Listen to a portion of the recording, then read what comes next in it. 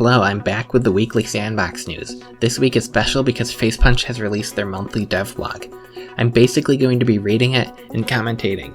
If you want to read it for yourself, the link is in the description. Let's start. Bouncy Physics. Bouncy objects didn't work properly in Source 2, so Garry had to fix it.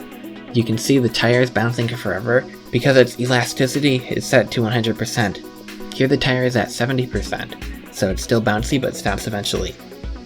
Decals. The way decals worked was hard-coded, so they weren't as flexible as they could have been. Now there's a dedicated decal editor where you can tweak all the settings you'd like: width, height, depth, rotation, and more.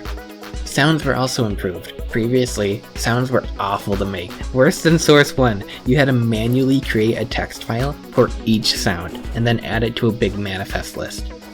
Now there's an editor tool, which makes things way easier, and you don't have to add it to the manifest. Surface properties. Surface props determine how a material interacts with the world. That's mostly footsteps, particles when you shoot it, and friction. Previously, I don't think we could make custom surface properties. Now there's a whole editor for them, and you can make any kind of surface you want. You can even code it with custom events, like when you step on it or shoot it. This opens all kinds of possibilities, like hot surfaces that burn the player without the need of a separate entity, or even randomized minefields based just on the floor texture. That's not it for the assets though. You can create your own custom assets and an editor for them. The decals, sounds, and surface properties were all made using the system. You can create an editor with a custom FGD. An FGD basically tells the tools what entities exist and how they work. I'm a huge FGD nerd. I created a bunch of custom hammer entities using FGDs for Garry's mod, including this entity used to control the waves on my water waves map. I also made a tiny update to one of the official Garry's mod FGDs. It's now officially part of the game. This is crazy useful in some situations, so I can't wait to use it. It turns out they actually added support for regular custom hammer entities too, so you'll know I'll be making those. There's been some basic work for getting the nav mesh customizable for add-ons. There isn't a lot of information yet, but this is good news for anyone creating custom NPCs. Water is finally here. Source 2 didn't have any water at all, so they had to completely make it from scratch. It works exactly as you would expect, so I'm not going to spend a lot of time explaining it. Impact effects and seamless cube maps are mentioned here, but I covered those in my last video, so I'm going to skip them. Noise functions were added. This probably doesn't mean anything if you're not a programmer, but generating a random noise pattern is very useful creating random stuff. Layla has added loads of improvements to the workshop tools. I think these should have been default features, so it's very cool that they were added now.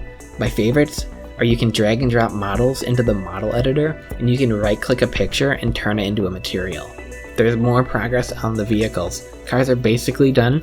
It's entirely in C#, so you can customize it for your own add-ons. Also there's a drone.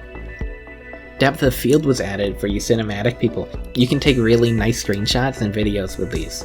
Garry has been working on a deathmatch game mode with some of the Rust guns. It's all in C#, so you can edit everything for your own game mode. Now we're on to the summary. There's been so much progress. It may not seem like a lot, but this game was basically empty last month. Now it's starting to look like an actual game. Facepunch is looking to hire a couple people. They're looking for level designers and animators. If you're interested, apply on their website. Personally, I would love to work on this game. I created the bootleg tools for Half-Life Alyx, 8 5-star rated Garry's mod maps, and 3 5-star rated Source 2 maps. I've also won multiple mapping contests. I have complete knowledge of the Source 2 hammer, and I'm going to make mapping tutorials starting in a few weeks. Also, general early access should be coming soon, so if you'd want to mod it at all, it's worth applying on their website. That's it. You have all of the S&box news. Please leave a like if you did and subscribe so you'll know when my next news video comes out. I didn't include any community highlights this week. They'll be coming in next week's video. I want to try making these every week for practice, so when I make mapping tutorials, they'll be very high quality.